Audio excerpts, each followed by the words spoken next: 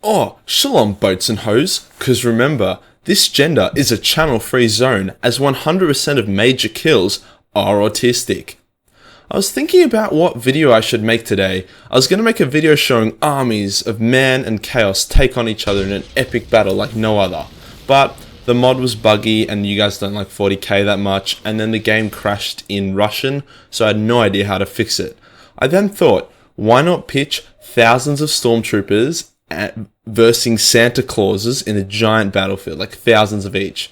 But the game is so shit and it's impossible to record because it just lags everything out. So I thought, maybe best not. Then I thought, why not make a PUBG compilation of awesome moments? But then I realized I was shit and not awesome at all, and I never had any awesome moments, so that failed as well.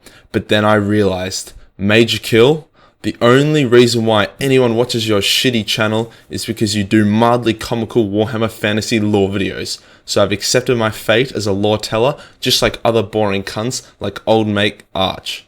So let's get into it. Oh yeah, and please subscribe. Today we are doing lore, but with a twist. We are going to use evidence, probability, and a bit of theorizing to see what would have happened if the heroes and legendary lords of the old world were able to stop Archaon and finally defeat Chaos for good. And to, ensure that shitty lore thing, Age of Sigmar, would never come to be. I'll talk about how they would have achieved this and if there would have been anything left saving. I'll also talk about who would have actually survived, as part of the ritual, if I'm correct, involves the incarnates, who are the heroes, dying, which is 90% of the heroes dying, which would be a pretty bleak and boring world. To set the scene, it's the final battle of Middenheim, where all forces of good, excluding some heroes such as the Green Knight, who are engaged in battle elsewhere. Middenheim, this is where the incarnates make their stand.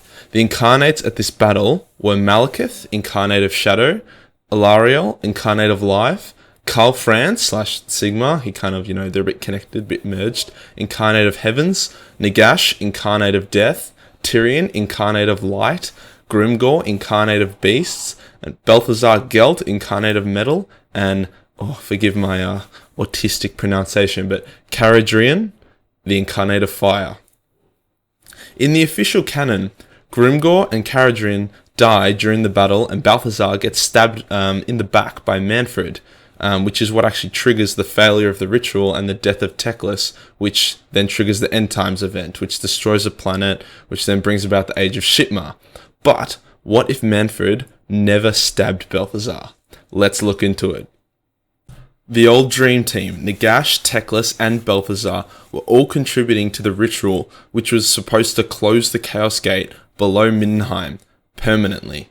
This would severely weaken Chaos to a point where they couldn't invade the old world again for a long time, as it would sap out most of the magic out of the old world, to a point where demons would not be able to maintain their physical form. Similar to the way the Vortex works, but more of a stable and permanent solution. One of these three powerful mages dying creates a chain reaction, where all the weight of the ritual would then have to be taken on by the remaining two.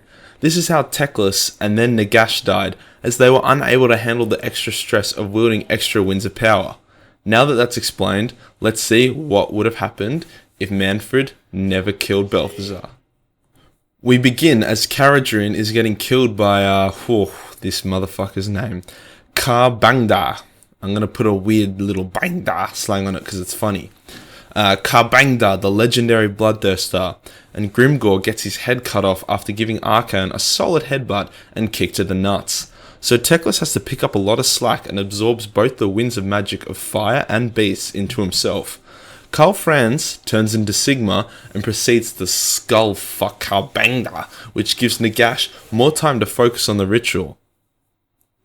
As things seem to be finally settling into place, Mannfred has a little bitch moment and decides he wants to kill Belthazar, just like in canon. Mannfred approaches Belthazar, who's too deep in concentration to notice the approaching danger, but this time, it's different. Tyrion, who was guarding Teclis, had grown substantially wise and perceptive since being revived and bound with the winds of light. He will not let any harm come to his brother, but also knows Teclis wouldn't be able to handle another winds of magic getting stacked on top of him. He turns to Belthazar and sees Mannfred, seemingly guarding him, but Tyrion knows something is wrong. He sees Mannfred lift his blade, and with a blinding clash, Tyrion leaps forward, using every inch of his speed, empowered by the winds of light, to deflect the blow heading towards Altmate Belthi. With a beastly roar, Mannfred lunges at Tyrion, but the devious vampire is no match for the legendary elf swordsman, empowered by the sun and law of light. Tyrion quickly dispatches Mannfred's head from his body, and proceeds to scorch his torso to ash, saving Belthazar's life. Archaon, sensing that the Incarnates are enacting a plan to forever defeat him, begins storming towards the Incarnates in hopes of destroying them, along with his most powerful demons and most courageous Chaos Knights. A quick note, in canon, when Belthazar and the other mages died, it was a great big magic kick to the nuts to the other Incarnates, and it seriously weakened them. Hence, in this theory, the remaining Incarnates are still peaking in their power. Let's continue. A building begins to collapse on Alariel, as it did in canon. However, Malekith uses his power and the power he's gained from the Law of Shadows to stop the building from crushing her, as he, hasn't been weakened by the kick in the nuts that he would have otherwise received. Archaon reaches the landing where the Incarnates are waiting to meet him. He orders his forces forth as the Incarnates battle with all manner of Chaos champions and greater demons, slaughtering them by the thousands as Archaon and Sigmar engage in a duel. Empowered by all the Chaos Gods, Archaon is more powerful than Sigmar predicted, and the fight is stalemated as both combatants grab onto Galmaraz. This annoys the shit out of Sigmar, because he literally has the word hammer in his last name, Helden Hammer, and some cunt who doesn't even fight with a hammer is trying to take his hammer, like, fuck off Archaon, you selfish prick, get your own fucking hammer. Sorry, let's continue. As the battle rages, most of the non-hero or empowered warriors on both sides of the battle are being obliterated. At this point, it is possible that more Incarnates have fallen or are about to fall, while protecting Teclis and Belthazar. For theory's sake, I will say that Tyrion has also fallen in battle, as the forces of Chaos focus their attack on Teclis, making Tyrion use his remaining power and body as a shield for Teclis, until Cetra can come do enough backflips to eventually cut off enough heads that Teclis isn't in immediate danger anymore. Oh yeah, in canon, Cetra is at the battle as well, so that's legitimate. He's literally, on a side note, he's literally just murder fucking all of the monsters Throg, the Troll King, brought to the battle. Teclis absorbs Tyrion's Law of Light back into his staff. The effort almost overwhelms him, but he receives aid from Belthazar to stabilize it. The ruinous powers can sense the ritual taking effect as the warp gate begins to crumble. The gods of chaos panic and command everything they have to attack the Incarnates. This relieves pressure from both the Green Knight and Abrash's forces in Bretonnia, but also the Shadow King's forces in Athel Loren. One by one, the Incarnates begin to fall. Malekith protecting Alariel, and then Alariel as he falls as well. Their winds of magic putting more pressure on the mages as Nagash is forced to commit himself to stabilizing the ritual instead of fighting in the battle, so Teclis and Belthazar don't explode from the effort. This puts even more pressure on any remaining heroes, as Nagash is no longer focused on the battle. Sigmar, sensing that the mages are only seconds away from being slaughtered, as their heroes and guardians have fallen, decides enough is enough. He pulls Galmaraz free from Archaon's grip and brings it down on Archaon's pointy horned cunt helmet again and again and again, literally smashing Archaon's head to a fucking pulp. Sigmar does not relent. He continues to pound the shit out of that cunt. The warriors of chaos freeze in awe, shock and terror as their mighty and undefeatable leader gets skull-fucked to death in front of them. The demons, on the other hand, don't hesitate, for the death of some mortal, ever chosen or not, who they didn't care about, isn't going to bother them, so they continue their charge towards Teclis, Belthazar and Nagash. As the first bloodthirster gets within striking distance, he freezes. Something is wrong. He sees the elf Teclis look up at him and smile. The ritual is complete, and in an instant, Teclis, Belthazar, and Nagash erupt and unleash the contained power of all the winds of magic, incinerating everything for miles and shutting the warp gate down under Middenheim. The Cornite demons in Athel Loren begin to disintegrate as the magic holding them to the old world is destroyed. Sensing this, the Shadow King leads a counterattack with the Wood Elves and they slaughter the confused and weakened Chaos Warriors. In Bretonnia, the demons of chaos fade as the Green Knight leads the remaining vampires and Grail Knights in a countercharge which shreds through the disorganized chaos rabble, Rohan style. The Slann, sensing the success of the ritual, turn their spaceships around and fucking sky nuke the chaos wastes, obliterating the Norscan tribes and Norscan beasts. Suddenly, being a chaos worshipper is not so much fun, as the Chaos Warriors feel the blessing of their gods fade as they see Sigmar, having very much survived the explosion of the Warp Gate, run towards them, trampling and smashing through thousands of Chaos and Norscan warriors. The armies of Chaos are fucked. All the incarnates have been killed or destroyed, other than Sigmar and Nagash, as, Nagash always has some sneaky Jew technique to return himself back to life. The Lizardmen aid Sigmar and Nagash in rebuilding the world, as even with the Chaos corruption leaving, it is still really fucked up, and there aren't many nice places left.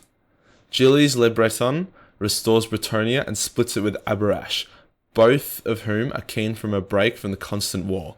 This creates a bond between Bretonians and vampires that begins to solidify New Bretonnia as a powerhouse. The Empire is slowly restored by Sigmar and the surviving Empire civilians, who hid in the moot or the mountains. So many Empire citizens died that growth is slow. However, Sigmar, being a god, is able to speed this up somewhat by returning various people back to life. Nagash plays along with the peace game for now, just like he did in Age of Sigmar. The Greenskins have lost their leadership and are scattered. The Greenskin survivors return to the Badlands and annoy the ants and birds down there, while the Greenskins that weren't teleported to Middenheim for the final battle remain in the Darklands.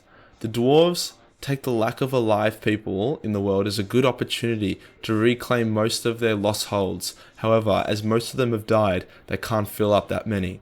Grombrindle and Gortek become the new kings of the Dwarves. And I'm sure at some point Gortek retrieves Felix from that Slayer hole before he suffocates to death.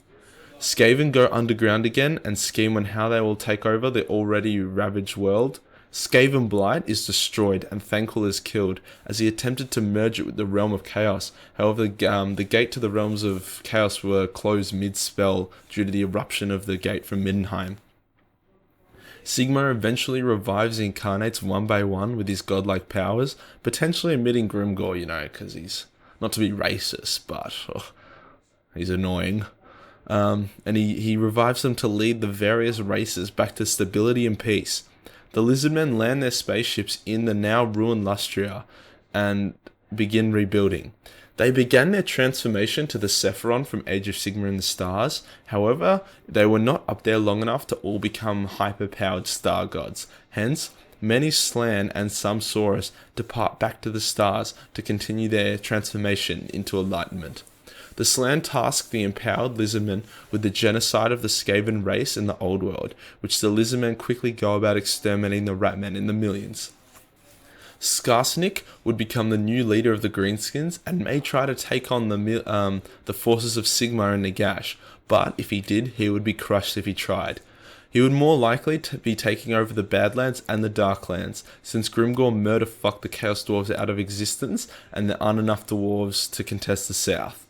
The elves... Whoa, that voice crack. Jesus, where are my testicles at? The elves would settle in Athel Loren as a united race for now, until they get over their PTSD from Ulthuan sinking. And last, but definitely not least, Settra goes back to Nekhara, and he builds a sandcastle and declares himself its ruler. So guys, that's what I think what would have happened if the good guys won, and how they would have won. If you disagree or have anything else you want to add, then please comment below and I'll be very interested to read what you have to say as I read all comments. It would be cool to see the new world, the new old world, as it would be full of hardened survivors and there'd be generations of peace, as everyone would be just like skitzing over conflict. any worship of chaos would be instantly purged, and any race that got too big for their boots would quickly get skullfucked back into place by Sigmar. The Skaven would be constantly running for their life to escape the wrath of the entire old world, especially the empowered Lizardmen. I do believe Nagash would eventually attempt to overthrow Sigmar and take control. However, I think that would end with Nagash requiring Archon to whip up another resurrection spell. This is far-fetched speculation as well, but I think eventually Sigmar and the Lizardmen would close all the Chaos Gates, forever defeating Chaos and blocking their entry into the old world. Thank you so much guys for watching. Please subscribe if you haven't already, helps me out a shitload, and also join my Discord, a link will be in the description. I post about my upcoming videos, I play games with you guys, I do all that lit shit. Anyway, definitely join the Discord. Thank you guys so much for watching, have a good one.